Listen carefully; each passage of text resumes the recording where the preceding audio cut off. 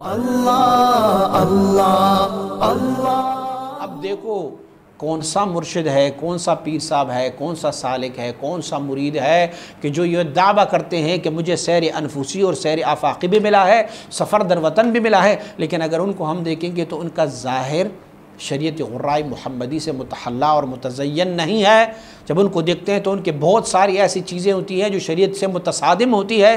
جب ان کو ہم دیکھتے ہیں کہ وہ امتثال اوامر بھی نہیں کرتے اور اپنے آپ کو مناہی سے منع بھی نہیں کرتے، تو وہ سیر انفسی یا سیر در وطن سے محروم ہے، ہو ہی نہیں سکتا۔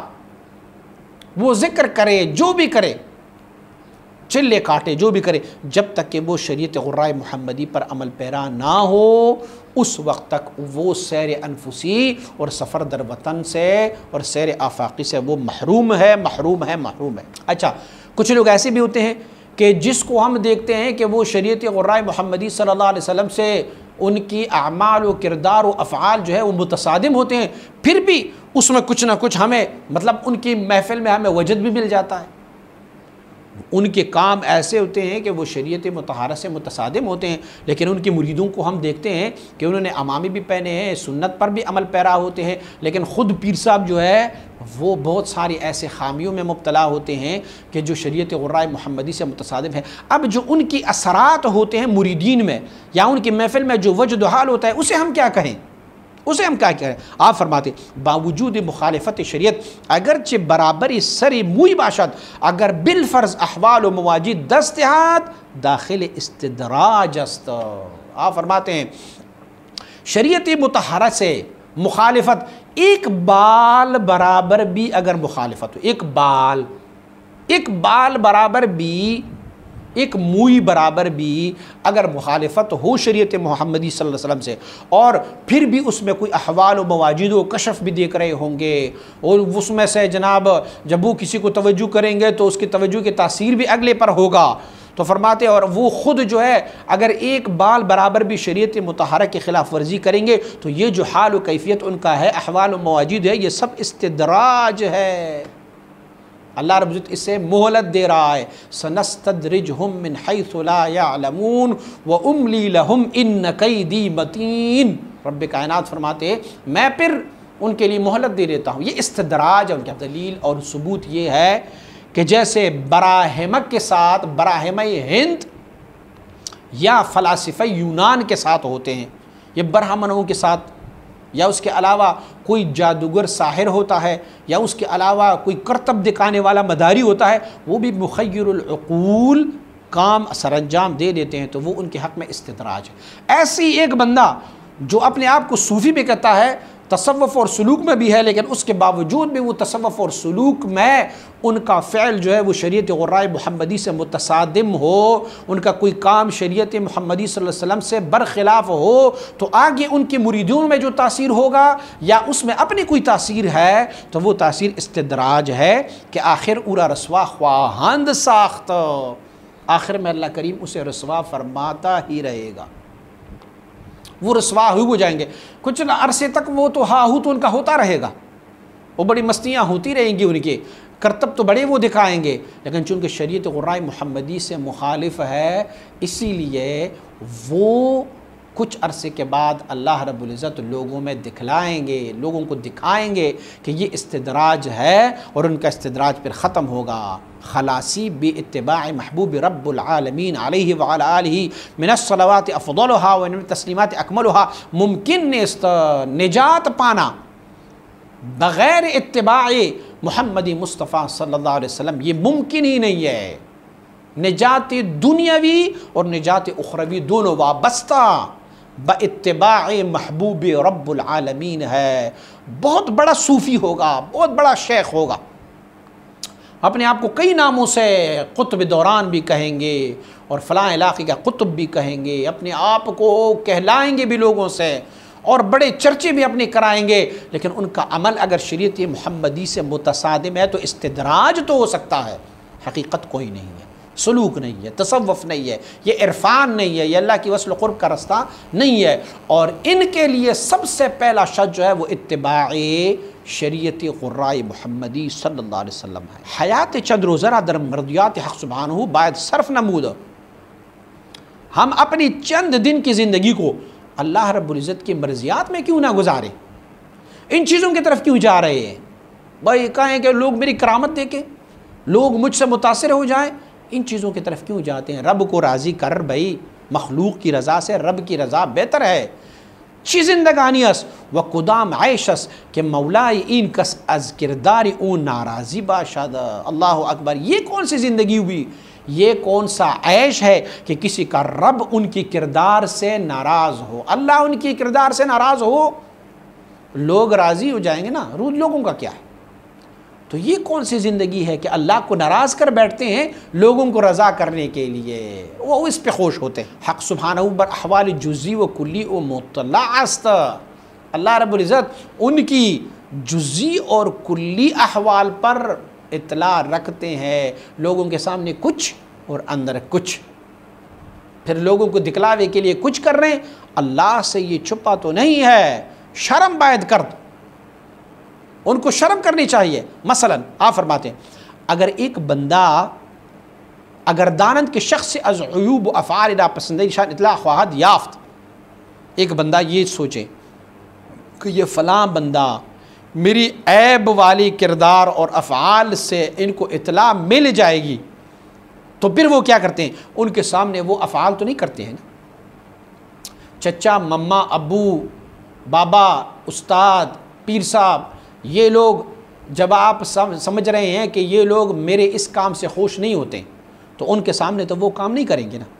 تو فرماتے ہیں کیا بلا ہوا، کیا مصیبت آ گئی تمہیں کہ آپ اللہ جو عالم الغیب ہے، جو آپ کے ہر کردار اور عمل پر اللہ رب العزت عالم ہے، اور پھر کیا ہوتا ہے؟ آپ ان کے سامنے تو سب کچھ کر رہے ہو اور دوسرے لوگوں سے چھپا رہے ہو۔ تو فرماتے اللہ کو آپ نے کس مرتبے پر لا کے کھڑا کیا؟ آپ نے اللہ کو ان مخلوق سے بھی کم تر تصور کیا۔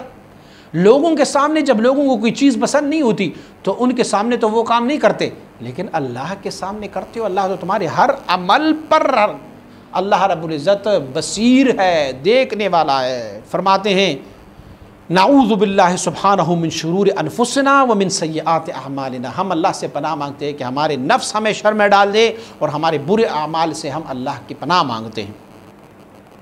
آپ فرماتے ہیں حدیث شریف میں ہے جددوا ایمانکم بقول لا الہ الا اللہ، فرماتے ہیں ہر آئے نا آپ تجدید ایمان اس قول عظیم الشان سے لا الہ الا اللہ سے کرتے رہو۔ لا معبود الا اللہ، لا مقصود الا اللہ، لا مطلوب الا اللہ، لا موجود الا اللہ۔ ہمیشہ ایمان کی تجدید اس کام سے کرو۔ یار صرف زبان سے مت کہو جو میں نے 4 معانی بتائے نا، یہ معانی عملی کر کے دکھاؤ، تو اس کو کہتے ہیں تجدید ایمان۔ لوگوں کے سامنے جو عمل آپ کر رہے ہو لوگوں کے دکھلاوے کے لیے، اور آپ کا باطن جو ہے وہ ایک ذرہ بھی شریعت محمدی صلی اللہ علیہ وسلم سے مخالف ہو، تو پھر اس طرح عمل کرنے سے یہ تو منافقوں کا کام ہے۔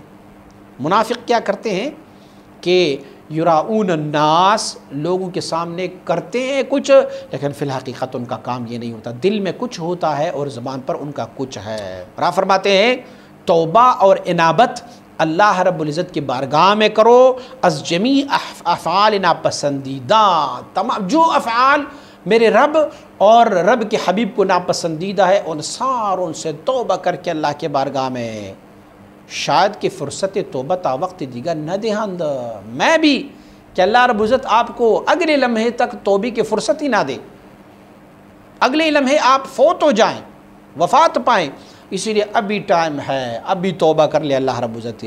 اور حدیث شریف میں ہے ہلک المصوفون، حضور نبی اکرم صلی اللہ علیہ وسلم فرماتے ہیں مصوفون ہلاک ہے۔ کیسے؟ یعنی سوف افعل گویندگان، یعنی تاخیر کنندگان۔ حضور نبی اکرم صلی اللہ علیہ وآلہ وسلم فرماتے ہیں کہ وہ جو کہتے ہیں نا کہ کل کر لوں گا، سوف افعل، کل کروں گا، پرسوں کروں گا، حضور فرماتے ہیں وہ ہلاک ہے، یعنی تاخیر کرنے والے ہلاک ہے۔ ابھی تمہارے پاس فرصت ہے، ابھی لمحہ ہے، ابھی کچھ لحظات ہے، اللہ کی بارگاہ میں سچی توبہ کر لو، اللہ کے بارگاہ میں سچی توبہ کر لو۔ اور فرصت را غنیمت باید شمرد، اس فرصت کو آپ غنیمت جانو، ور در برادی حق سبحانہ صرف باید نمود، اللہ رب العزت کی مرضیات میں اپنے وقت کو صرف کر لو۔ توفیق توبہ از عنایت حق سبحانہ اس، اللہ اکبر۔ یہ توبہ کرنا بھی کوئی چھوٹی بات نہیں ہے، یہ توبہ بھی رب کی طرف سے توفیق ہے، اگر اللہ کسی کو یہ توفیق دے۔ بہت سارے لوگوں کو آپ نے دیکھا ہوگا گناہوں میں آلودہ ہے لیکن ان کو توبہ کی توفیق ہی نہیں ملتی۔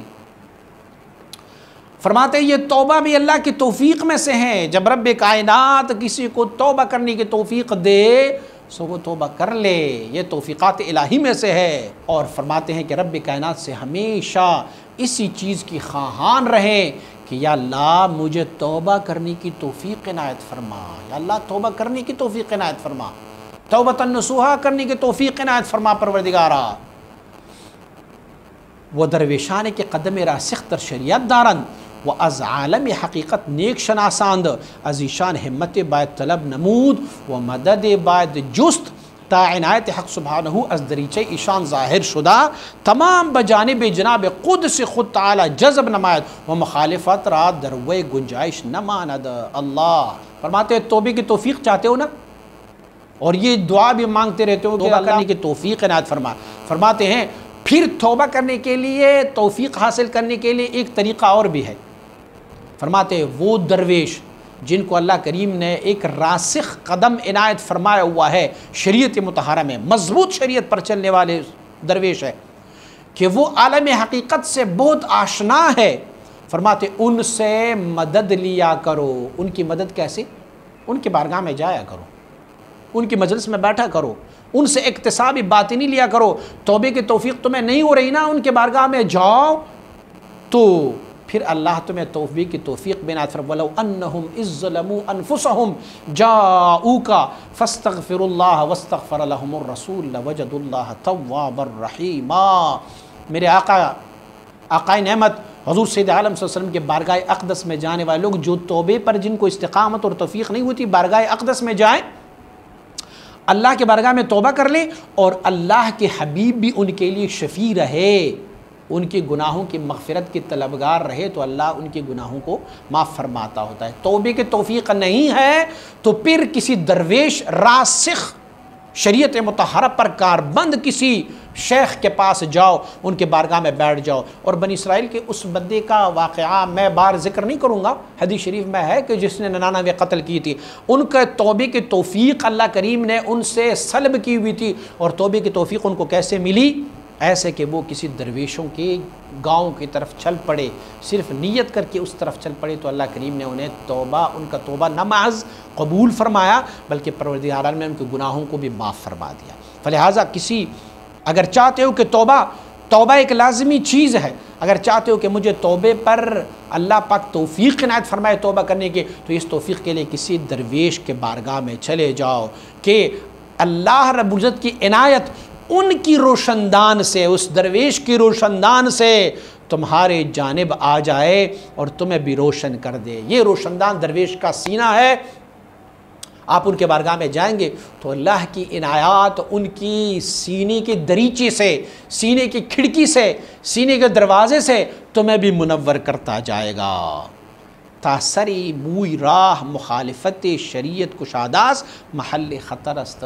ایک بال برابر بھی اگر کوئی مخالفت شریعت کا کوئی رستہ ہے تو وہ خطر در خطر ہے۔ کچھ عرصے تک تو چل پائے گا لیکن پھر خطر در خطر ہے۔ اسے صوفی یا اللہ رب العزت کا محبوب یا شیخ طریقت نہیں کہا جائے گا۔ تمام سبل مخالفت را باید مسدود ساخت، جتنے بھی سوراخ ہے، جتنے بھی رستے ہیں نا خلاف شریعت، سب کو بند کر دے، تب تمہیں سکون ہوگا، تب اللہ رب العزت کی بارگاہ میں رسائی حاصل ہو جائے گی۔ تو سفر در وطن تب تجھے میسر آئے گا جب آپ کی کوئی بھی کام خلاف شریعت نہ ہوگا۔ محال اس سعدی کے راہ صفا توان رفت جز در پی مصطفیٰ۔ اے سعدی یہ چیز ممکن ہی نہیں ہے کہ اہل صفا کے رستے پر آپ جاؤ گے اور حضور سید عالم صلی اللہ علیہ وسلم کی شریعت مطہرہ کے دامن کو نہیں پکڑو گے۔ سب سے پہلے مصطفیٰ کریم کی شریعت کو پکڑنا ہوگا، اس کے بعد راہ صفا پر جانا ہوگا۔ صلوات اللہ وسلام علیہ وعلی آلہ۔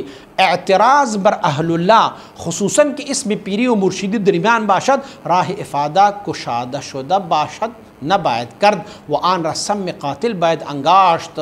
فرماتے ہیں کہ اہل اللہوں پر، ایسے اہل اللہوں پر جو شریعت غرائے محمدی پر، جیسے میں نے بتایا کہ ایسے اہل اللہ ہے، اس پر پھر آپ کو کوئی اعتراض کرنے کی بھی اجازت نہیں ہے، اور خاص کر وہ جو اللہ کا محبوب بندہ ہو، جو شریعت غرائے محمدی پر کاربند ہو، اس کے باوجود وہ آپ کا پیر و مرشد بھی ہو، فرماتے ہیں اس پر اگر آپ کو کوئی اعتراض ہوگا تو پھر جو فائدہ لینے اور فائدہ دینے کا جو رستہ ہے وہ مسدود ہو جاتا ہے۔ اسی لیے وہ جو کامل مکمل اللہ کے بندے ہیں ان پر اعتراض کی کوئی گنجائش نہیں ہے۔ ہاں، شریعت غرائے محمدی سے مخالفت کوئی بھی کام ہو تو پھر اس سے اختلاف لازمی جز ہے، ان سے اختلاف کیا جائے۔ شریعت غرائے محمدی سے ایک منہ ایک بال برابر بھی مخالفت ہو تو پھر ان سے مخالفت لازم ہے۔